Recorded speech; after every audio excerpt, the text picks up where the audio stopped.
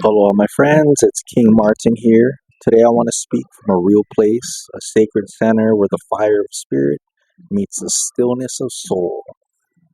Now, this isn't just a philosophy, it's embodiment.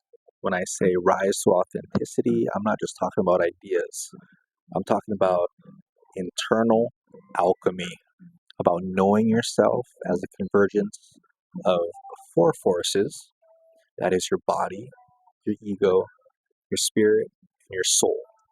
And inevitably learning how to keep the fire from burning you alive. Let's define them first, not abstractly, let's make them felt. Body. This is the vehicle. It holds memory, instinct, breath, and the wisdom of now. The body doesn't lie, it keeps score. It demands presence. Ego. This is the protector. It's not evil, not the villain. It's the part of me that builds identity, boundaries, and knows where I begin and end.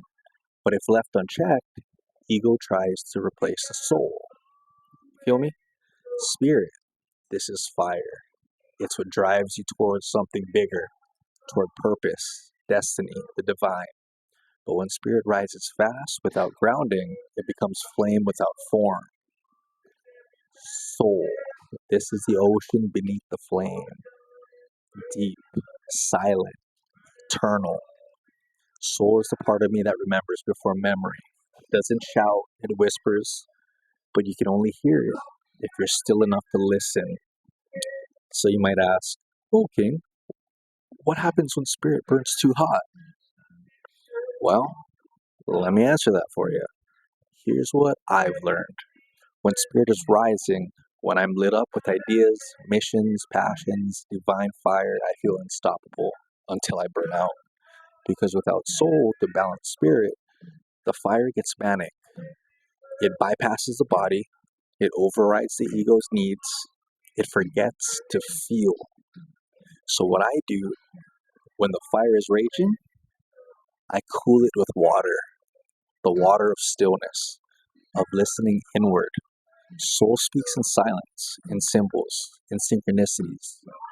So when spirit starts roaring with, "Go, go, go," I pause, I breathe, I ask, "What does my soul say?"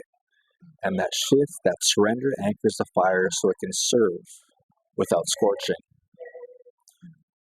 Now, then you might ask, "Well, King, how do you align all four?" And what I'm talking about is this living integration of authenticity, of course. This is the integration. Let spirit rise, but let soul guide its flow. Let ego protect, but not rule.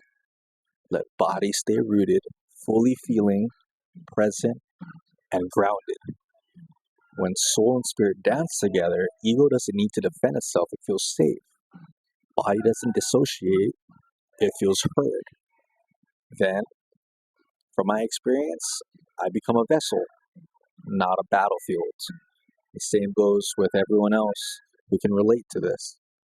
And this is how I stay human while being divine. Then you might ask, "Well, how do I embody the teaching?"